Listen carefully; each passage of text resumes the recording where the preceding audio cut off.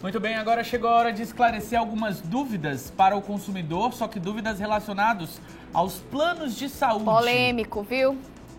E quem vai nos ajudar é o advogado especialista em direito do consumidor, Moisés Serra, que já está aqui na nossa casa, só que no escritório dele. Online. Online. Tudo bem, bom Moisés? dia. Bem-vindo. Bom dia, Iago. Bom dia, Jéssica. Prazer revê-los novamente, agora virtualmente. É necessário, mas brevemente estarei de volta aí presencialmente. Ô Moisés, plano de saúde é uma coisa assim que é para ser um benefício, para ser, digamos, um bônus, né? Isso. Mas em alguns casos, né, em bastante casos, é um ônus, é uma dor de cabeça, né? Até porque, se não me engano, parece que existe um reajuste anual que acontece todo mês de agosto, não é isso? Então aí o pessoal já tem que começar a se preparar para esse reajuste. Esse reajuste, ele é correto? Os reajustes que são realizados pelos planos de saúde, eles são feitos de acordo com a resolução da ANS, que é a Agência Nacional de Saúde Suplementar. O que acontece? Como qualquer prestação de serviço, eles podem também realizar o reajuste no valor do plano de saúde, certo? Ocorre que deve-se respeitar os limites determinados pela ANS. Todo ano a ANS ela lança uma resolução afirmando, olha, esse ano de 2020, vocês podem reajustar até 10%, a título de exemplo, certo? Além desse reajuste anual, que ele tenta diminuir os impactos da inflação, existe também o reajuste por faixa etária, certo? Então, se a pessoa olhar no contrato dela de plano de saúde, vai ter o reajuste anual, que todo dia é determinado pela ANS, e os reajustes de faixa etária. Exemplo, se eu tenho 33 anos, então de 29 a 33 anos, não pode ter um reajuste de faixa etária. Mas assim que eu completo 34, aí muda, tem um reajuste também por conta da faixa etária. Isso se explica devido a uma maior utilização dos planos de saúde em decorrência que a pessoa começa a ficar com uma idade avançada. Agora me diz uma coisa, com relação a esse período que nós vivemos agora com o surgimento da Covid-19, do coronavírus, com esse reajuste, isso pode alterar alguma coisa, esse reajuste que vai acontecer, ou não? Tem que seguir os padrões que já eram seguidos? O que é que a Covid-19 ela impactou diretamente nos planos de saúde e no direito do consumidor? Certo.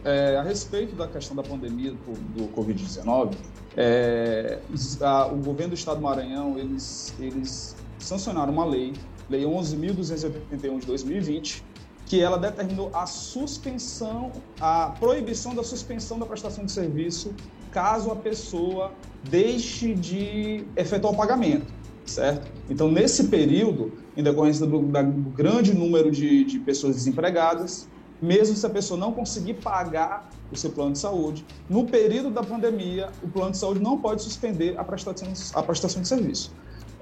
Mesmo diante dessa pandemia, continua vigorando as determinações da ANS. Então, eles só poderão fazer o reajuste de acordo com o percentual estipulado pela ANS. Ninguém pode fazer um reajuste acima do determinado.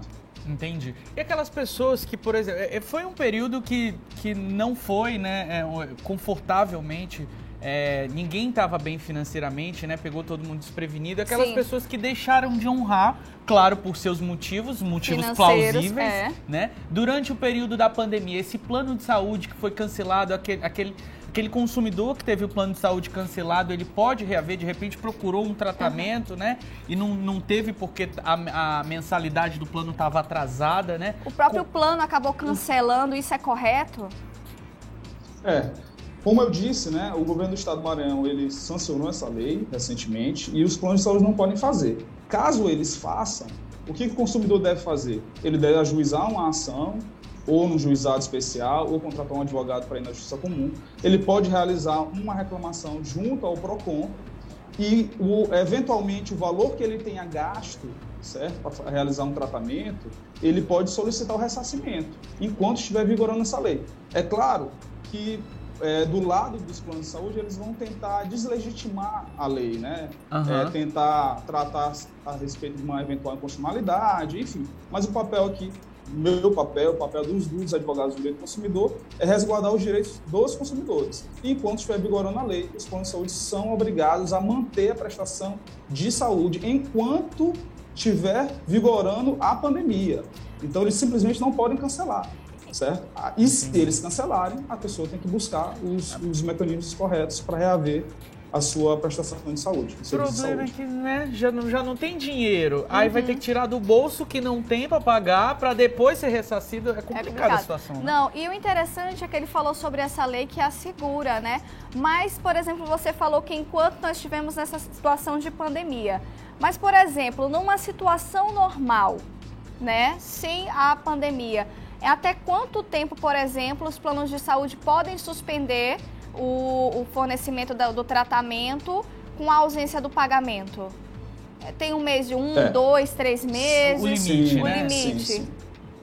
Olha, numa situação de normalidade, sem o acontecimento da pandemia, os planos de saúde eles podem suspender a partir do dia 60 que o cliente fica sem efetuar o pagamento.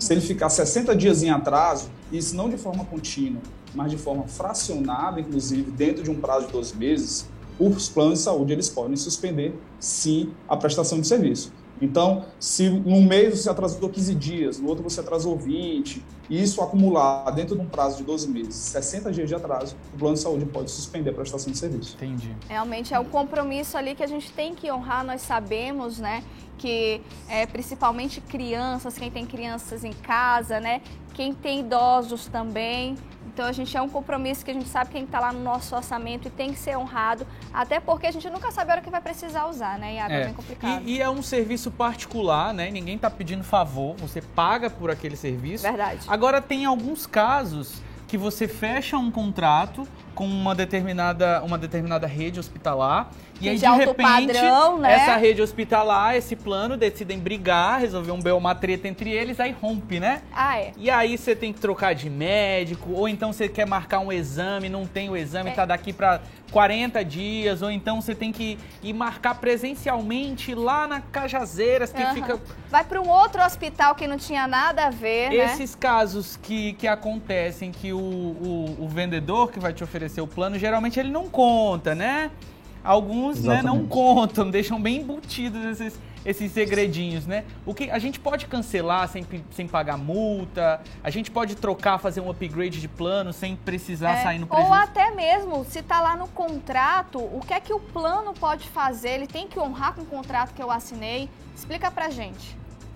Tá, certo. A lei que dispõe sobre os planos de saúde é a Lei 9656 de 1998. Lá existe essa previsão na hipótese que um plano de saúde cancela um convênio com um determinado hospital. Ele não pode simplesmente cancelar esse convênio com um determinado hospital sem que aconteça duas coisas. A primeira é comunicar previamente a todos os seus clientes que aquele hospital não faz mais parte do quadro.